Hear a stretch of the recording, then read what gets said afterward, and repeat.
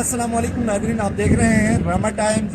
नाज़रीन, आज इंतहाई अहम एक इशू लेके आपकी खिदमत में हाजिर हैं। इस वक्त हम मौजूद हैं अस्तोर सब डिवीज़न शॉटर असिस्टेंट कमिश्नर ऑफिस के बाहर हम मौजूद हैं।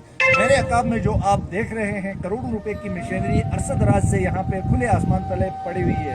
ये महकमा बरकियात अस्तोर का एक टेंडर हुआ था 2008 में। 2008 से लेके अब तक ये मशीनरी गालिबन ये 6 करोड़ से 8 करोड़ के दरमियान इस मशीनरी की लागत बताई जा रही है। उस वक़्त से लेके अब तक ये मशीनरी खुले आसमान तले पड़ी हुई है।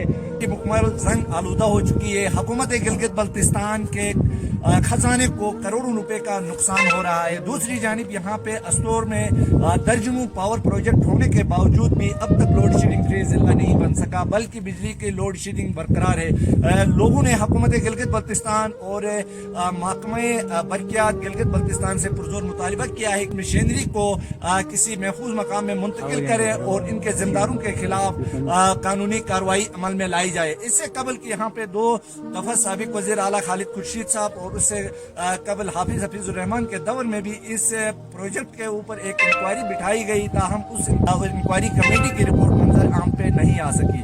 नाजरीन, इस प्रोजेक्ट के हवाले से मजीद भी हम आपको अपडेट करते रहेंगे। अब तक इतना ही। अपने मेज़बान सुभान सुर को दीजिए इजाज़त। अल्लाह ने